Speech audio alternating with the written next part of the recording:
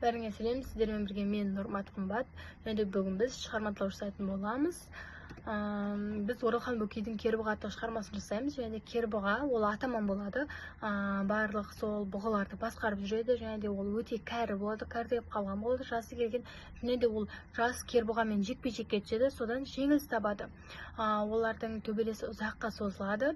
Және де жаңағы жас Кербұға да атаман болған кезде, оның да қартайған кезінде жас Кербұғамен төбелеске шығады. Сонда ол да жеңіліс табады. Сонда бұл жерден біз не көруімізге болады? Өмір алма кезек деген нәрсені көруімізге болады. Бір кездері оларды екі аяқтағылар, яғни адамдар қораға қамап қойған болатын. Сонда жаңағы жас Кербұға ол қашып кетуге тырыспақшы болған кезде оны басқа қораға қамап қояды. Содан ол бір күні қашып шығады, соны тау бөктеріне барып қарап тұрады. Сонда жаңағы артынан келген екі аяқтағылар оған оқ атады. Ол бірақ оқтың қай жақтан келгені белгісіз болады. Сонымен Кербұға өмірден өткен болатын.